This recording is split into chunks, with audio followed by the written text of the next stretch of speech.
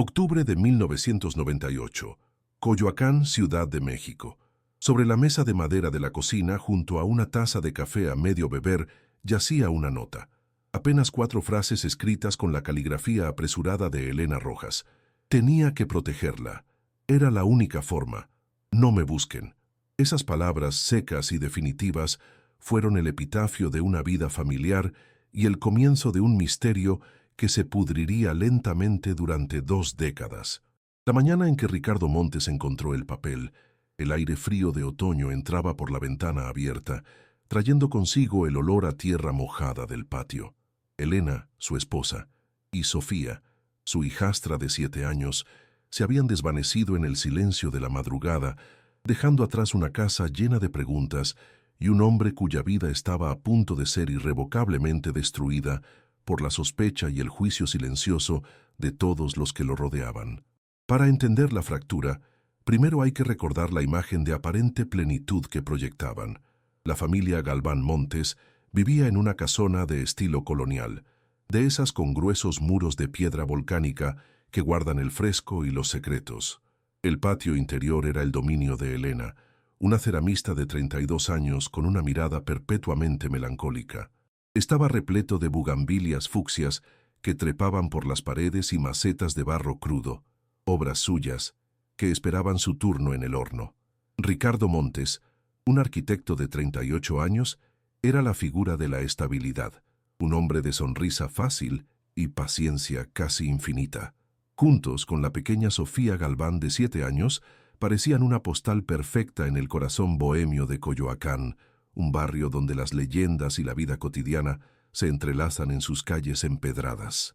La rutina diaria, sin embargo, estaba tejida con hilos de una tensión invisible. Las mañanas olían a café de olla y al incienso lejano de la iglesia de San Juan Bautista. Ricardo se marchaba temprano a su despacho en Polanco, dejando tras de sí un silencio que Elena llenaba con el sonido rítmico de sus manos, moldeando el barro en su taller del fondo. Era su forma de meditación, su escape. Sofía, una niña de ojos grandes y una quietud que a veces inquietaba, pasaba las horas a su lado, no jugando con muñecas, sino dibujando en un cuaderno con una concentración absoluta. Las comidas eran ceremonias mudas, presididas por el tintineo de los cubiertos contra los platos. Elena era cariñosa, sí, pero su cuerpo siempre parecía tenso, como si esperara un golpe que nunca llegaba, un eco de un miedo antiguo. El mundo de Sofía era un universo interior vasto y silencioso. Rara vez hablaba, prefiriendo comunicarse a través de sus dibujos. No eran las creaciones coloridas que uno esperaría de una niña de su edad. Sus cuadernos estaban llenos de figuras sombrías, casi espectrales, y paisajes desolados bajo cielos grises. Era su lenguaje, uno que nadie, ni siquiera su madre, parecía comprender del todo. Su relación con Ricardo era el epicentro de la extraña atmósfera de la casa. Él se esforzaba genuinamente por ganarse su afecto. Le traía regalos, le leía cuentos, pero sus intentos chocaban contra un muro de desconfianza pasiva. Sofía nunca lo llamaba papá, ni siquiera Ricardo. Simplemente lo observaba desde la distancia, con un miedo profundo que Elena, en un intento por normalizarlo, atribuía a una timidez extrema, una etiqueta que no alcanzaba a describir la profundidad del abismo entre ellos. Los domingos eran el día de la actuación. La familia salía a pasear por la Plaza Hidalgo, se mezclaban con la multitud de turistas y locales, compraban churros rellenos de cajeta y se sentaban en una banca a observar a los organilleros. Para cualquier espectador externo, eran la encarnación de la felicidad doméstica. El padre atractivo, la madre artista y la hija adorable. Pero era una fachada frágil. En cuanto se alejaban de la vista del público y enfilaban el camino de regreso a casa, el silencio volvía a instalarse entre ellos, más pesado y denso que antes. La casa de Coyoacán, con su belleza nostálgica, no era un hogar, sino un escenario. Un lugar donde 3 personas unidas por el amor y el destino interpretaban el papel de una familia, mientras, bajo la superficie, una verdad oculta esperaba el momento justo para emerger y devorarlo todo. La vida antes de la fractura Era una composición de silencios y aromas que se adherían a las paredes de la casona en la calle de Higuera. La casa misma era un personaje, un guardián de piedra volcánica con un zaguán pesado que se abría a un mundo interior donde el tiempo parecía transcurrir a un ritmo más lento, más denso. Sus muros gruesos, pintados de un ocre desvaído, no solo aislaban del ruido de Coyoacán, sino que también parecían absorber las emociones no expresadas de sus habitantes. Era un refugio y a la vez una celda de belleza nostálgica, un lugar donde la luz de la mañana entraba tamizada por las hojas de un viejo fresno, dibujando patrones cambiantes en el suelo de baldosas rojas, como un presagio de la inestabilidad que se escondía bajo la superficie. El patio interior era el reino indiscutible de Elena. Allí, las bugambilias de un fucsia violento trepaban por las paredes con una desesperación casi humana, contrastando con la quietud de su dueña. El aire olía a tierra húmeda, a barro crudo y a las flores de jazmín que se abrían por las tardes. Decenas de vasijas, cuencos y figuras a medio terminar poblaban cada rincón, esperando el fuego del horno que les daría su forma definitiva. Para Elena, moldear la arcilla no era un trabajo, sino una necesidad física, un diálogo silencioso con la materia. Sus manos, siempre manchadas de un polvo rojizo, estaban constantemente en movimiento, como si solo a través del tacto pudiera dar salida a la melancolía que habitaba permanentemente en su mirada. Cada mañana, el aire de la casa se impregnaba con el aroma especiado del café de olla que Elena preparaba en una jarra de barro. Era un ritual inmutable, acompañado por el eco lejano de las campanas de la parroquia de San Juan Bautista, llamando a la primera misa. El sonido llegaba débil, filtrado por la distancia y la bruma matutina que a menudo envolvía Coyoacán en otoño, una niebla fría que parecía surgir del mismo suelo empedrado. Este era el telón de fondo sonoro y olfativo de sus vidas, una cadencia predecible que prometía seguridad, pero que en realidad solo enmascaraba la fragilidad de su paz. La rutina era su armadura, una defensa contra un pasado que ninguno de los dos adultos se atrevía a nombrar. Ricardo Montes era una figura de orden y puntualidad. Cada mañana a las 7:30 en punto salía de la casa vestido con camisas impecablemente planchadas y zapatos lustrados, el uniforme de un arquitecto exitoso.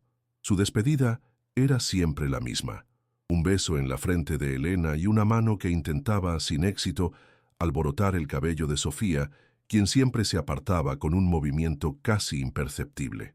El sonido del motor de su coche al arrancar era la señal que marcaba el verdadero inicio del día para madre e hija, el momento en que la tensión latente en el aire se disipaba un poco, dejando tras de sí un silencio más orgánico, menos forzado, en el que ambas podían finalmente respirar. Con Ricardo fuera, Elena se refugiaba en su taller, un cuarto al fondo del patio. El zumbido rítmico del torno de alfarero era la banda sonora de las mañanas de Sofía. Elena se sentaba allí durante horas, con la espalda encorvada y la mirada fija en el bloque de arcilla que giraba entre sus manos, transformándose bajo la presión de sus dedos. Era una forma de meditación profunda, una manera de perderse en el acto de crear para no tener que pensar. Era en esos momentos de concentración absoluta cuando su rostro, habitualmente tenso, se relajaba, revelando atisbos de la mujer que podría haber sido en otra vida, una vida sin secretos ni miedos enquistados en la memoria. Mientras su madre daba forma al barro, Sofía construía sus propios mundos en las páginas de un cuaderno de dibujo. Sentada en un escalón del patio, con una concentración que igualaba a la de Elena, llenaba hoja tras hoja con imágenes que habrían perturbado a cualquier observador atento. No dibujaba casas con soles sonrientes ni familias de palitos. Sus creaciones eran paisajes desolados bajo cielos de un gris plomizo, poblados por figuras altas y delgadas sin rostro, siluetas que parecían observar desde la distancia. Era su forma de narrar lo que no podía decir, un lenguaje cifrado que solo ella entendía, un mapa de su geografía interior, un territorio silencioso y sombrío. La conexión entre Elena y Sofía era simbiótica, casi telepática. Se movían por la casa en una coreografía silenciosa, unidas por un hilo invisible de protección y dependencia mutua. Elena era ferozmente sobreprotectora, su mirada siempre buscando a Sofía, asegurándose de que estuviera a salvo, como si temiera que pudiera desvanecerse en cualquier momento. Sofía, a su vez, orbitaba alrededor de su madre como un pequeño satélite, buscando en su presencia la única ancla segura en su confuso universo. Su amor era palpable, pero estaba teñido de una ansiedad constante. Un amor forjado no solo en el afecto, sino en un miedo compartido que nunca se verbalizaba, pero que lo impregnaba todo. Las comidas eran el momento de mayor tensión contenida. Elena cocinaba platos sencillos y nutritivos de la cocina mexicana: sopa de tortilla, arroz a la mexicana, pollo en salsa verde. Los aromas llenaban la cocina, prometiendo un calor de hogar que nunca llegaba a materializarse en la mesa. Los tres se sentaban en un silencio casi ceremonial, roto únicamente por el tintineo de los cubiertos contra la cerámica de los platos, que, irónicamente, habían sido hechos por la propia Elena. Ricardo intentaba iniciar conversaciones sobre su día, sobre la escuela de Sofía, pero sus palabras caían en el vacío, respondidas con monosílabos de Elena y el silencio absoluto de la niña, que comía con la vista fija en su plato. Ricardo se esforzaba, con una paciencia que a veces rozaba lo sobrehumano, por tender puentes hacia su hijastra. Le traía regalos: una caja de lápices de colores importados, un libro de cuentos con ilustraciones preciosas, una pequeña muñeca de trapo comprada a una artesana en el mercado. Sofía los aceptaba con un susurro casi inaudible de gracias, pero los objetos terminaban siempre arrinconados en un baúl sin usar. No era un rechazo activo o grosero, sino algo mucho más desolador, una indiferencia total, como si esos intentos de afecto fueran un idioma extranjero que ella no tenía interés en aprender. Cada gesto de Ricardo chocaba contra ese muro de pasividad y se deshacía en nada. El problema no era la falta de cariño por parte de Ricardo, era el miedo incomprensible que Sofía sentía hacia él, un miedo pasivo, pero profundo y paralizante. Si él entraba de repente en una habitación, el pequeño cuerpo de la niña se tensaba visiblemente. Si su mano rozaba la de ella por accidente al pasarle la sal, ella se estremecía como si hubiera recibido una descarga eléctrica. Ricardo, desconcertado y herido, no entendía la raíz de ese pavor. Él, que era un hombre de naturaleza amable y tranquila, se veía reflejado en los ojos de la niña como una especie de monstruo, una amenaza cuya naturaleza no podía comprender, y ese reflejo distorsionado estaba empezando a erosionar su propia identidad. Elena, atrapada en medio, jugaba el papel de pacificadora y traductora. «Es solo tímida, Ricardo, dale tiempo», repetía como un mantra. Tuvo un comienzo difícil, ya sabes, pero sus excusas sonaban cada vez más huecas, incapaces de explicar la profundidad del abismo que separaba a su hija de su esposo. En realidad, sus palabras no buscaban tranquilizar a Ricardo, sino a sí misma. Eran un intento desesperado de normalizar una situación que ella sabía que no era normal, de tejer un velo de cotidianidad sobre una verdad terrible que amenazaba con rasgarse a la menor presión, una verdad que ella había jurado proteger a cualquier costo. Los domingos eran el día de la función principal. La familia se vestía con su mejor ropa y salía a caminar por la Plaza Hidalgo, sumergiéndose en el bullicio de los organilleros, los vendedores de globos y los turistas. Compraban churros rellenos de cajeta en un puesto ambulante y se sentaban en una banca de hierro forjado a observar el mundo pasar. Para cualquier espectador, eran la estampa de la felicidad familiar: el padre apuesto y sonriente, la madre de belleza artística y la hija pequeña y adorable. Ricardo ponía su brazo sobre los hombros de Elena y ella sonreía, una sonrisa practicada, perfecta para la galería. Era una actuación impecable, un espejismo cuidadosamente mantenido para el mundo exterior, pero en cuanto doblaban la esquina de su calle y se alejaban de las miradas curiosas, la fachada se desmoronaba.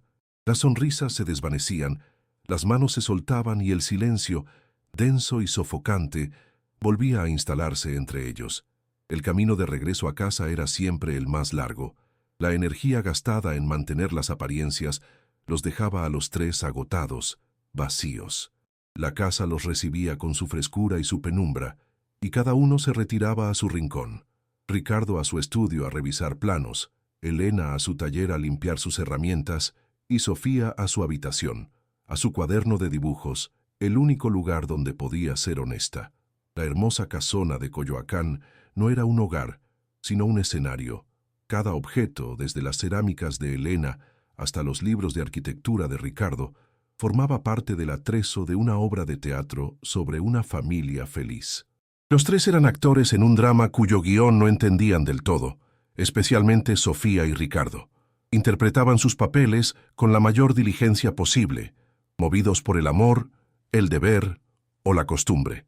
Pero bajo el suelo de baldosas rojas, en los cimientos de esa vida cuidadosamente construida, la verdad esperaba, paciente, como una semilla latente, acumulando la fuerza necesaria para germinar y hacerlo añicos todo. Así transcurrían los días, en una calma precaria, una paz armada que podía romperse en cualquier instante. La vida de la familia Galván Montes era como una de las vasijas de Elena antes de entrar al horno, de apariencia sólida, pero extremadamente frágil, susceptible de agrietarse ante el más mínimo golpe o el cambio más súbito de temperatura. El otoño de 1998 avanzaba, trayendo consigo noches más largas y un aire más frío que se colaba por las rendijas de las viejas ventanas de madera. Nadie podía saberlo entonces, pero el cambio de estación era un preludio del invierno que estaba a punto de caer sobre sus vidas. Un invierno del que no saldrían en más de 20 años. Aquel martes 20 de octubre de 1998, el día se desangraba lentamente sobre los tejados de Coyoacán. La luz dorada del atardecer se filtraba por las ventanas de la casona, dibujando largas sombras que se estiraban como dedos por el suelo de baldosas. En la cocina, el aire se había espesado con el aroma a jitomate y epazote de la sopa de tortilla que Elena preparaba, un intento de normalidad en una casa donde la normalidad era una actuación constante. Sofía, sentada en el suelo de la sala sobre una alfombra persa descolorida, estaba completamente absorta en su cuaderno. Sus lápices de colores se movían con una urgencia silenciosa, llenando la página de figuras oscuras que parecían huir de un horizonte vacío. Era un mundo que solo ella habitaba, un refugio contra la tensión palpable que impregnaba cada rincón de su hogar. Poco después de las 6 de la tarde, antes de lo habitual, el sonido metálico de la llave girando en la pesada cerradura del zaguán rompió la quietud. Eran los pasos de Ricardo firmes y seguros sobre la piedra. Entró en la sala, con el portafolio en una mano y una sonrisa ensayada en el rostro, una sonrisa que rara vez llegaba a sus ojos cuando estaba en casa. Su voz deliberadamente alegre intentó llenar el silencio. «Hola, mi campeona», dijo dirigiéndose a Sofía. Era su saludo habitual, un intento forzado de camaradería que siempre quedaba suspendido en el aire sin respuesta. Para él, era el final de un día de trabajo. Para la atmósfera de la casa, era la llegada de un catalizador, un elemento que alteraba el frágil equilibrio químico del hogar. Sofía levantó la vista de su dibujo. En el instante en que sus ojos se encontraron con la figura de Ricardo, enmarcada en el umbral de la sala, algo se quebró dentro de ella. Sus pupilas se dilataron en un pánico puro, primal. Su boca se abrió, pero de ella solo escapó un grito ahogado, un sonido que murió en su garganta antes de poder nacer. Y entonces, para el horror de Ricardo y de Elena, que se asomó desde la cocina alertada por el silencio repentino, un delgado hilo de sangre, de un rojo brillante y alarmante, comenzó a brotar de su fosa nasal izquierda. Sus ojos se pusieron en blanco y su pequeño cuerpo se desplomó sobre la alfombra, como una marioneta a la que le hubieran cortado los hilos de golpe. El mundo se detuvo y luego se aceleró en un torbellino de pánico. La cuchara de madera que Elena sostenía cayó al suelo con un ruido sordo que resonó en la cocina vacía.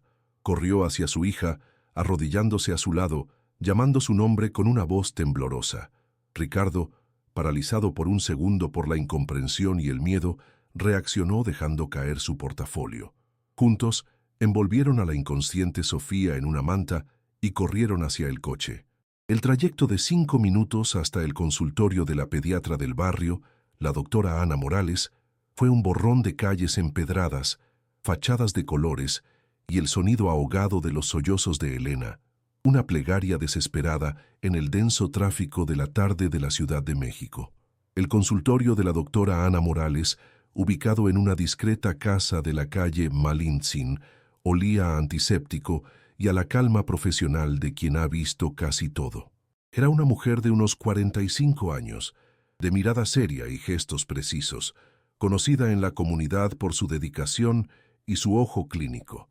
Recibió a la familia con una sobriedad que contrastaba violentamente con su estado de agitación. Mientras Elena intentaba explicar entre lágrimas lo sucedido, la doctora ya estaba examinando a Sofía, que había recuperado la conciencia, pero permanecía pálida, temblorosa y completamente muda, con los ojos fijos en un punto inexistente de la pared, como si se hubiera retirado a un lugar inalcanzable. La doctora, con paciencia, limpió los restos de sangre y revisó los signos vitales de la niña. El sangrado nasal, explicó con voz tranquila, podía ser el resultado de un pico de estrés extremo, una reacción psicosomática a un susto o una ansiedad desbordada. Era una explicación lógica, plausible. Sin embargo, había algo en la magnitud de la reacción de Sofía, en el terror absoluto que Elena describía, que no encajaba del todo. Algo en su instinto profesional, afilado por años de experiencia, le decía que debía mirar más allá de lo evidente. Decidió realizar un examen físico completo solo para descartar cualquier otra cosa. «Elena, por favor, quítale la blusa para que pueda auscultar sus pulmones», pidió con suavidad. Elena desabotonó con dedos torpes la pequeña blusa de Sofía. La luz fluorescente del consultorio incidió directamente sobre la piel pálida de la espalda de la niña, revelando algo que hizo que el tiempo se detuviera. La doctora Morales se congeló. Su mano, que sostenía el estetoscopio, quedó suspendida en el aire, a centímetros de la piel de Sofía. Allí, en la parte superior de la espalda, cerca del hombro izquierdo, había una cicatriz. No era la cicatriz blanquecina de una caída o un rasguño infantil. Era una marca antigua, pero perfectamente nítida, un diseño complejo que parecía una mezcla entre un símbolo tribal y un sigilo, como si hubiera sido grabado a fuego en la piel. La doctora, que en su juventud había trabajado en programas de salud rural en las montañas de Oaxaca, sintió un escalofrío helado recorrer su espina dorsal. Reconoció la marca. Sin decir una palabra, la doctora Morales terminó el examen con una eficiencia mecánica. Luego, con una mirada grave, le pidió a Ricardo que esperara fuera. «Elena, necesito hablar contigo a solas un momento», dijo, y su tono no admitía réplica. Lo que se dijo en esa pequeña habitación durante los siguientes 10 minutos, nadie lo sabría jamás. Ricardo, esperando en el pasillo, solo podía escuchar el murmullo indescifrable de sus voces. Cuando la puerta se abrió, vio el rostro de su esposa. Elena había envejecido una década. Su piel tenía la palidez cerosa de un fantasma y en sus ojos había una expresión de resolución y pavor tan profunda que lo dejó sin aliento. Era la mirada de alguien que acababa de ser sentenciado. El viaje de regreso a casa fue un descenso a un abismo de silencio. Un silencio mucho más denso y terrible que el que habitualmente llenaba su coche. Elena no miró a Ricardo ni una sola vez. Se sentó en el asiento trasero junto a Sofía, cuya mano aferraba con una fuerza que era a la vez protectora y desesperada. La niña, envuelta en su manta, parecía aún más pequeña, más frágil. Al llegar a la casona, Elena la tomó en brazos y la llevó directamente a su habitación, sin cruzar una sola palabra con su esposo. Ricardo se quedó en la sala, rodeado por las sombras que ahora parecían más amenazantes, sintiendo el frío de una exclusión total y absoluta, sin entender qué verdad acababa de ser desenterrada en aquel consultorio. La mañana del miércoles llegó con un frío anormal que se colaba por las rendijas de las ventanas. Ricardo se despertó con una sensación de desasosiego. La casa estaba demasiado silenciosa. No olía a café de olla. No se oía el murmullo de Elena en la cocina. Se levantó y caminó por el pasillo. La puerta de la habitación de Sofía estaba abierta. La cama, perfectamente hecha y vacía. Bajó a la cocina, con el corazón latiéndole en la garganta. La ventana que daba al patio estaba abierta de par en par, dejando entrar una corriente de aire helado. Y entonces la vio. Sobre la mesa de madera, junto a la taza de café a medio beber de la víspera, yacía una hoja de papel doblada. Con manos temblorosas, la desdobló. La caligrafía apresurada de Elena decía solo 4 frases. Tenía que protegerla. Era la única forma. No me busquen. El papel temblaba en la mano de Ricardo, las 4 frases de Elena danzando ante sus ojos como un conjuro macabro. Un frío que no era del otoño le recorría la espalda, instalándose en sus huesos. La casa, su hogar, de repente se sentía ajena. Un escenario vacío donde los objetos cotidianos, la taza de café, una silla mal colocada, el suéter de Sofía sobre el sofá, se habían convertido en reliquias de una vida que había dejado de existir hacía apenas unas horas. Su primer impulso fue gritar el nombre de Elena, correr por las habitaciones con la esperanza irracional de encontrarlas escondidas en un armario, jugando una broma cruel. Pero el silencio era profundo, absoluto. Con dedos entumecidos, marcó el número de la policía. Su voz un susurro ronco al otro lado de la línea, pronunciando las palabras que sellarían su destino. Mi esposa y mi hija han desaparecido. La llegada de la primera patrulla rompió el silencio de la calle Higuera, sus luces azules y rojas barriendo las fachadas coloniales y atrayendo las primeras miradas curiosas de los vecinos. 2 oficiales uniformados entraron en la casa con una calma profesional que a Ricardo le pareció obscena. Caminaron por las habitaciones, sus botas marcando el suelo de baldosas, sus preguntas cortantes y precisas como bisturís. ¿Cuándo las vio por última vez? ¿Hubo alguna discusión? ¿Tenía enemigos? Cada pregunta era una pequeña pala cavando en la intimidad de su vida, exponiéndola al aire frío de la sospecha. La casona, que había sido su refugio, se transformó en una escena del crimen sin crimen, un laberinto de posibles pistas donde él, Ricardo Montes, era el único habitante y, por lo tanto, el principal sospechoso. En la delegación del Ministerio Público, el olor a café rancio y papel viejo impregnaba el aire. Ricardo se sentó frente a 2 detectives de la policía judicial, hombres de miradas cansadas y gestos cínicos. Les contó la historia una y otra vez: la llegada a casa, el desmayo de Sofía, la visita a la doctora Morales, la conversación privada entre ella y Elena, el regreso en silencio, la nota en la mañana. Pero su relato, fragmentado por el shock y el pánico, sonaba incoherente, lleno de huecos que la imaginación de los detectives se apresuró a llenar con las peores conjeturas. Su incapacidad para explicar por qué Elena huiría de él, su insistencia en que todo era normal, hasta la noche anterior, no generaba empatía, sino una desconfianza creciente que se solidificaba en sus rostros impasibles.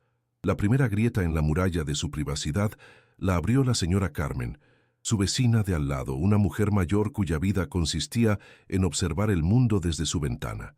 A la policía le contó con un tono de confidencia grave que la familia Galván Montes siempre había sido rara. Hablaba de la melancolía perpetua de Elena, de la extraña quietud de la niña, de los largos silencios que a veces se podían percibir desde su patio. Mencionó haberlos visto regresar la noche anterior, describiendo el rostro de Elena como el de un alma en pena, y a Ricardo con una tensión en la mandíbula que daba miedo. Sus palabras, una mezcla de observación y ficción, pintaron el primer trazo de un retrato monstruoso que pronto estaría completo. El rumor sobre el sangrado nasal de Sofía, al ver a Ricardo, se propagó por Coyoacán con la velocidad y la malevolencia de un incendio forestal. La historia, que pasó de boca en boca, se fue distorsionando, adornándose con detalles cada vez más siniestros. En la panadería de la calle Aguayo, don Manuel, el panadero, escuchó que la niña no solo había sangrado, sino que había gritado «¡No me toques!» antes de desmayarse. En el mercado de artesanías se decía que la niña tenía moretones. La verdad, ya frágil, se hizo añicos, y en su lugar quedó una fábula oscura y conveniente, la de un padrastro abusivo y una madre que había ejecutado una huida desesperada para salvar a su hija. La comunidad, en su necesidad de una explicación simple, había encontrado a su villano. Los primeros días fueron un torbellino de actividad febril. La policía organizó cuadrillas de búsqueda, peinando las calles empedradas de Coyoacán, los viveros, las orillas de los canales de Xochimilco. Ricardo, acompañado por un puñado de amigos que aún creían en él, empapeló el barrio con carteles. La foto de Elena, tomada en un día de campo un año antes, mostraba una sonrisa forzada que ahora parecía una premonición. La de Sofía, una foto escolar, revelaba unos ojos grandes y serios que miraban al mundo con una desconfianza que partía el alma. Esas imágenes se convirtieron en parte del paisaje urbano, sus rostros descoloriéndose bajo el sol y la lluvia, testigos mudos de una esperanza que se extinguía con cada día que pasaba sin noticias. Para Ricardo, la investigación se convirtió rápidamente en una forma de tortura psicológica. Los detectives ya no buscaban a Elena y a Sofía, lo investigaban a él, analizaron sus finanzas, interrogaron a sus socios, revisaron su estudio de arquitectura en busca de alguna irregularidad, de alguna pista que lo conectara con una desaparición forzada. Su silencio sobre la verdadera naturaleza de su pasado con Elena, un pacto hecho para proteger a Sofía, se convirtió en su condena. Su negativa a manchar la memoria de su esposa, con verdades a medias que no podía explicar del todo, fue interpretada no como lealtad, sino como la arrogancia de un culpable que se cree más listo que la policía. Se estaba ahogando en un mar de sospechas, y cada intento por respirar solo lo hundía más. La prensa local no tardó en hacerse eco del misterio. Un pequeño artículo en la sección de sucesos de un periódico de la ciudad, con el titular «Misteriosa desaparición de madre e hija en Coyoacán. Investigan al padrastro», fue suficiente para solidificar el juicio público. El teléfono de la casa no paraba de sonar con llamadas de periodistas y curiosos. Ricardo dejó de contestar. Su mundo se encogió hasta los límites de la casona, sus muros de piedra volcánica transformándose de un refugio a las paredes de una celda. Dejó de ir a su despacho en Polanco, sabiendo que las miradas de sus empleados estarían cargadas de preguntas y acusaciones silenciosas. Su vida profesional, construida con tanto esfuerzo, comenzaba a desmoronarse. La maestra de Sofía en el pequeño colegio privado cercano a la plaza fue entrevistada por la policía. Con pesar, relató que Sofía era una niña extremadamente retraída, que apenas interactuaba con sus compañeros y que nunca, jamás, hablaba de su vida en casa o de su padrastro. Mostró a los detectives los cuadernos de dibujo de la niña, llenos de esas figuras sombrías y paisajes desolados. Para la maestra, eran signos de una imaginación particular. Para los detectives, se convirtieron en pruebas irrefutables de un trauma profundo, gritos de auxilio dibujados en papel. Cada detalle de la vida de Sofía, antes visto como una peculiaridad de su carácter, era ahora reinterpretado a través del lente oscuro de la sospecha de abuso. El barrio, que al principio había mostrado una solidaridad cautelosa, se transformó en un tribunal popular. La atmósfera de comunidad bohemia y artística de Coyoacán se agrió. Las mismas vecinas que antes le sonreían a Ricardo ahora cambiaban de acera al verlo. El hombre que le vendía el periódico en el kiosco de la esquina evitaba su mirada. La casona de la calle Higuera se convirtió en un punto de interés morboso, un lugar que la gente señalaba al pasar, susurrando la historia del arquitecto que había hecho desaparecer a su familia. El estigma se adhirió a las paredes de la casa, a su ropa, a su piel. Ricardo Montes ya no era un vecino, era un paria, un monstruo que vivía entre ellos. Las semanas pasaban y la búsqueda perdía su urgencia inicial. Las cuadrillas de voluntarios se disolvieron. La policía redujo los recursos asignados al caso. Los carteles, desgarrados por el viento y la lluvia, colgaban de los postes como jirones de una memoria olvidada. La desaparición de Elena y Sofía dejó de ser una noticia urgente para convertirse en una historia local, una de esas leyendas tristes que se cuentan en los cafés del barrio. El vacío dejado por ellas no se llenó con respuestas, sino con el peso de una ausencia que se volvía más densa y permanente con cada amanecer, con cada anochecer silencioso en la casa vacía. La policía, sin cuerpo, sin confesión y sin pruebas de un crimen, comenzó a inclinarse hacia la explicación más sencilla y burocráticamente conveniente. Un psicólogo forense, basándose en los testimonios de los vecinos, la maestra y la propia reacción de Sofía, redactó un informe que describía un cuadro clásico de violencia psicológica intrafamiliar. Concluyó que Elena Rojas, en un acto de autopreservación, había planeado su huida para proteger a su hija de un entorno nocivo. La nota que dejó fue catalogada como la prueba final de una desaparición voluntaria. Para las autoridades, el caso estaba prácticamente cerrado. Para Ricardo, la puerta de su infierno personal acababa de sellarse. Su soledad se volvió absoluta. La madre de Elena, una mujer devastada por el dolor y envenenada por los rumores, se negó a verlo. En su única conversación telefónica, su voz fue un látigo de acusaciones y reproches. «¿Qué le hiciste a mi hija, Ricardo? ¿Qué le hiciste para que huyera así?» Los pocos amigos que le quedaban se distanciaron gradualmente, incómodos con el estigma, incapaces de defenderlo contra el peso abrumador de la opinión pública. Ricardo quedó solo, atrapado en el epicentro de una tragedia que no podía explicar, cargando con una culpa que no era suya pero que todos le habían impuesto.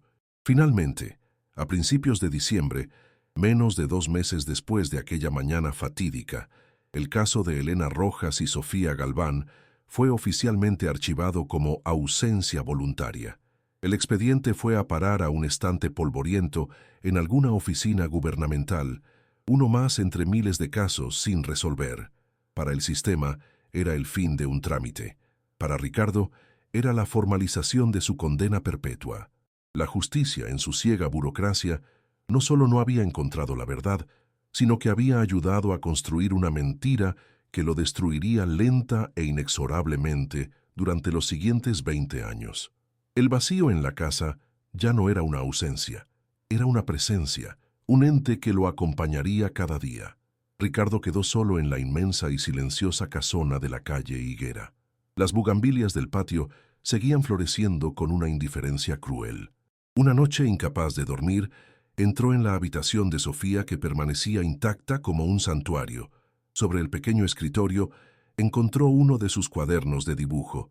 Lo abrió y pasó las páginas, observando las figuras oscuras y sin rostro que poblaban paisajes desolados.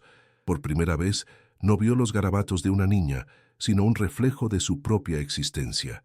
Un hombre solo, observado por sombras, atrapado en un horizonte vacío. El vacío que Elena y Sofía habían dejado atrás no era solo un espacio físico, era un estado del alma, y ahora era su única compañía. El tiempo, como un ácido lento e implacable, había comenzado su trabajo de erosión sobre la familia Galván Montes. 20 años. 2 décadas de silencio, de preguntas sin respuesta y de un dolor que ya no era agudo y punzante, sino una condición crónica, un peso constante en el aire de la casona de Coyoacán. El año era 2018, y el misterio de la desaparición de Elena y Sofía ya no era una herida abierta en la comunidad, sino una cicatriz pálida y casi olvidada en la memoria colectiva del barrio. Para el mundo, la vida había seguido su curso, pero para Ricardo Montes y para la mujer en la que se había convertido Sofía, el tiempo no había sanado nada. Simplemente había transformado la tragedia en la arquitectura misma de sus vidas. Ricardo Montes ya no era el arquitecto carismático y de sonrisa fácil de 1998. A sus 58 años, era un hombre cuya espalda se había encorvado bajo el peso de un estigma que nunca lo abandonó del todo. Su cabello, antes negro y espeso, era ahora una melena de un gris ceniza, y su mirada, antes llena de paciencia, se había vuelto opaca, cansada de buscar en los rostros de los demás el reflejo de un monstruo que él sabía que no era. Había perdido su prestigioso despacho en Polanco, sus clientes, su reputación. Ahora vivía de pequeños proyectos de remodelación, trabajos que apenas le daban para mantener la casa, ese mausoleo que se negaba a abandonar como un capitán que se hunde con su barco. Su rutina se había convertido en un ritual de soledad. Cada mañana, al amanecer, se preparaba un café de olla en la misma jarra de barro que usaba Elena, llenando la cocina con un aroma que era a la vez un consuelo y una tortura. Se sentaba solo en la gran mesa de madera, mirando la silla vacía frente a él, un espacio que nunca nadie más había ocupado. Ya no leía el periódico. Las noticias del mundo exterior habían perdido todo interés para él. Su universo se había reducido a los gruesos muros de piedra volcánica de la casa, a los pasillos silenciosos y al patio donde las bugambilias, salvajes y desatendidas, seguían trepando por las paredes con una vitalidad que le parecía una burla cruel a su propia existencia estancada. Sofía Galván, ahora con 27 años, era una mujer hecha de los silencios que habían definido su infancia. Se había convertido en una joven de una belleza melancólica, con los mismos ojos grandes y serios de su niñez, pero ahora cargados con el peso de un abandono que había interpretado como su culpa. Trabajaba como archivista en la Filmoteca de la UNAM, un empleo que parecía hecho a la medida de su alma. Pasaba sus días en la penumbra, catalogando y preservando las memorias de otros, un refugio perfecto para alguien que no soportaba habitar en las suyas. Era solitaria, de pocas palabras, y sus relaciones eran superficiales, construidas sobre un terreno de desconfianza que le impedía dejar entrar a nadie por completo. La habitación de su infancia, en el segundo piso de la casona, permanecía intacta, por un acuerdo tácito entre ella y Ricardo. Era un santuario congelado en el tiempo. La pequeña cama seguía tendida con la misma colcha de retazos. Sobre el escritorio de madera, sus cuadernos de dibujo estaban apilados, cubiertos por una fina capa de polvo que el sol de la tarde hacía visible, como un velo sagrado. Los lápices de colores seguían en su bote, y en la pared, los dibujos de figuras sombrías y paisajes desolados se habían vuelto amarillentos por el paso de los años. Entrar allí era como abrir una tumba. El aire era denso, estancado, y olía a papel viejo y a una tristeza que se había adherido a cada objeto. Los aniversarios se habían convertido en días de un dolor mudo y ritualizado. Cada 20 de octubre, el día de la desaparición, Ricardo encendía una veladora en la cocina junto al lugar donde había encontrado la nota de Elena. No rezaba, simplemente se sentaba en silencio, dejando que el recuerdo de esa mañana lo consumiera una vez más. Los cumpleaños de Sofía eran aún peores. Ricardo le compraba un pequeño pastel, que terminaba comiendo solo en la oscuridad de la cocina. Sofía, por su parte, pasaba el día encerrada ignorando las llamadas de Ricardo, sintiendo el abandono de su madre con una intensidad renovada, como si cada año que cumplía fuera una nueva capa de distancia entre ellas. Coyoacán, con su bullicio de turistas, sus mercados de artesanías y sus cafés de moda, había olvidado. La historia del arquitecto y su familia desaparecida se había convertido en una anécdota local, un murmullo que los vecinos más viejos a veces contaban a los recién llegados. La casona de la calle Higuera ya no era señalada con morbo. Ahora era solo una casa más, un poco descuidada, con una fachada de ocre desvaído. La indiferencia de la ciudad era, en cierto modo, más cruel que la acusación. El mundo había girado la página, dejando a Ricardo y a Sofía atrapados en un capítulo del que no podían escapar, su tragedia personal disuelta en el ruido y el color de una ciudad que nunca se detiene. La relación entre padre e hijastra era un campo minado de silencios y resentimientos. Se veían pocas veces al año, en encuentros torpes y cargados de una tensión insoportable. Ricardo intentaba, con una torpeza dolorosa, acercarse a ella, preguntarle por su trabajo, por su vida. Pero para Sofía, él seguía siendo la figura central del trauma, el hombre del que su madre había huido. No lo odiaba con la pasión de la adolescencia, sino con la resignación fría de la adultez. Para ella, él era un recordatorio constante de lo que había perdido. Para él, ella era la prueba viviente de su fracaso, el eco de una promesa de felicidad que se había hecho añicos en una sola noche. La propia casa parecía haber envejecido y enfermado junto con sus habitantes. La pintura de las paredes del patio se desconchaba, revelando capas de colores antiguos como estratos geológicos de una historia familiar. Las macetas de cerámica hechas por Elena, que antes estaban ordenadas y llenas de vida, ahora estaban agrietadas, algunas rotas, y la maleza crecía sin control entre ellas. El horno de alfarería, en el taller del fondo, estaba cubierto de telarañas, una bestia de ladrillo dormida durante 20 años. La casa ya no era un escenario, era un testigo mudo, una tumba que guardaba los secretos y el dolor de una familia deshecha, sus muros de piedra absorbiendo la pesadez de 2 décadas de luto. El dolor con el paso de los años no se había ido, se había metamorfoseado. Ya no era una tormenta, sino el clima constante de sus vidas. Era el sabor amargo en el café de Ricardo por la mañana, Era la sombra que acompañaba a Sofía en los pasillos silenciosos de la filmoteca. Se había integrado en sus gestos, en el tono de sus voces, en la forma en que evitaban la mirada del otro.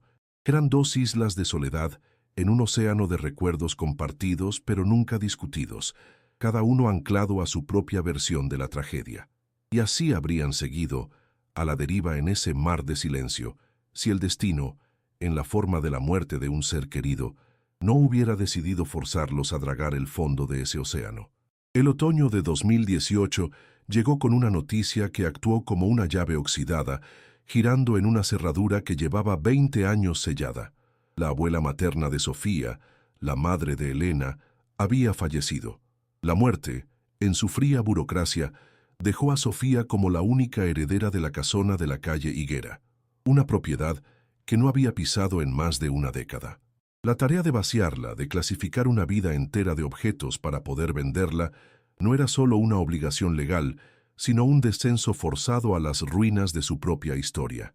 Volver a esa casa no era un reencuentro, era una exhumación, el acto final de desmantelar el escenario donde la tragedia de su vida se había estrenado y donde los fantasmas de su infancia aún esperaban tras cada puerta cerrada. La primera vez que cruzó el zaguán como dueña, el aire de la casa la golpeó como una presencia física.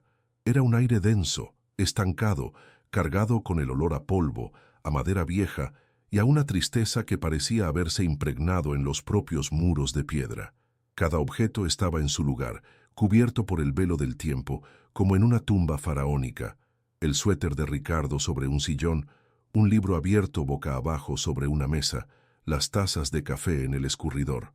La tarea se sentía monumental, imposible. No se trataba de empacar cosas, sino de desenterrar recuerdos, cada uno una pequeña herida que amenazaba con reabrirse al más mínimo contacto.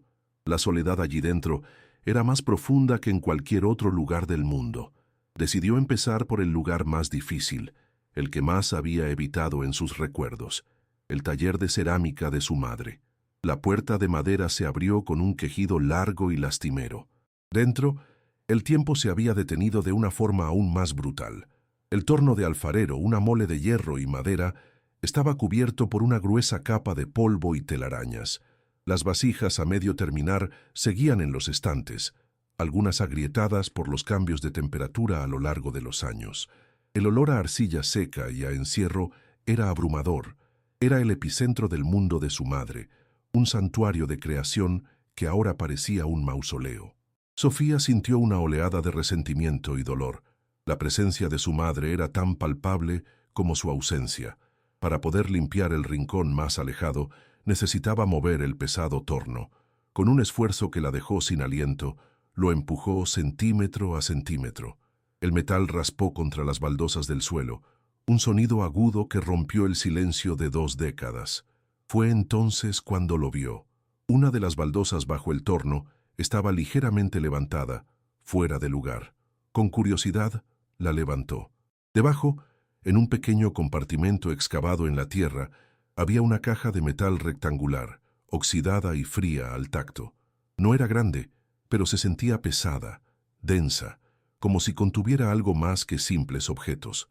Un escalofrío recorrió su espalda. Era un secreto que su madre había enterrado literalmente bajo el peso de su arte.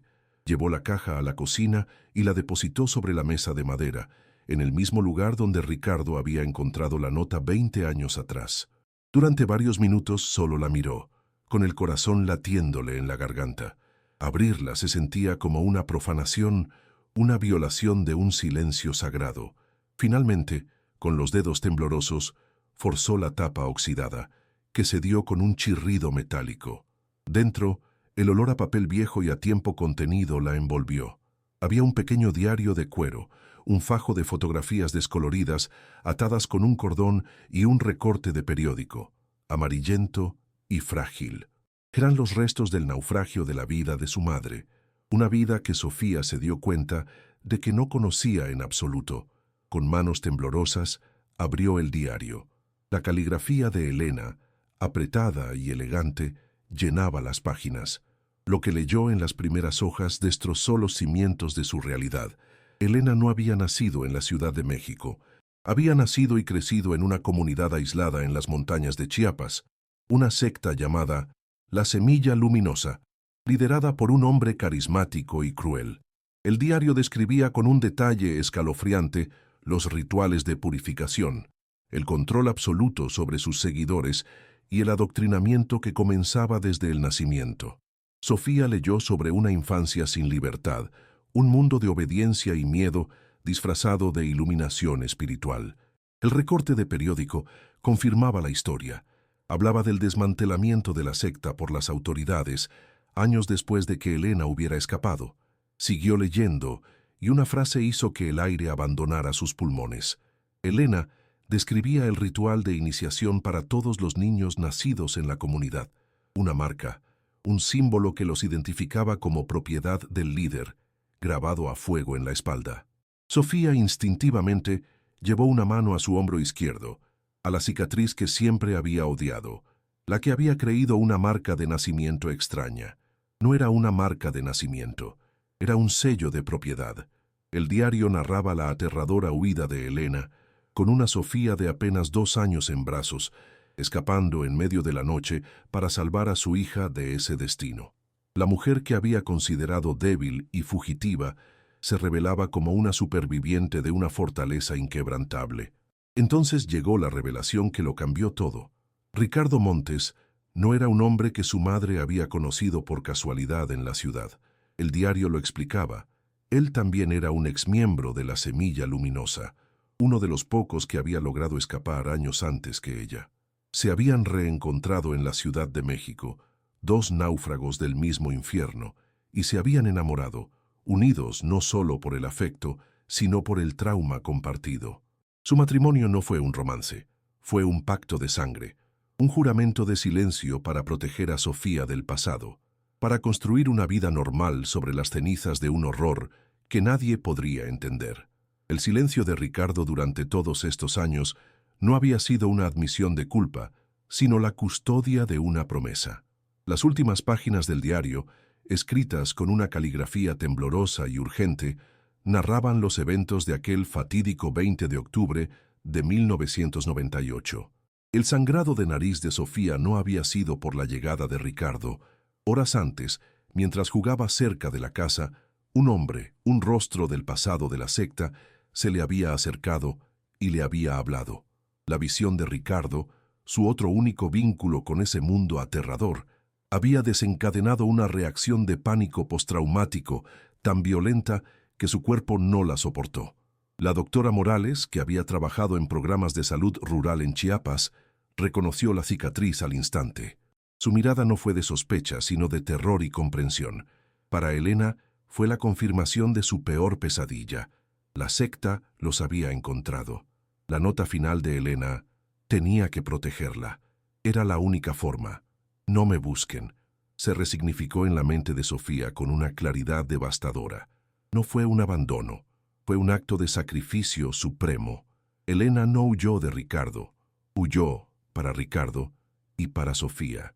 Se convirtió en el señuelo, la presa, para alejar a los cazadores de su hija, para desaparecer en el mundo y garantizar que la secta la siguiera a ella y dejara en paz a la familia que había construido.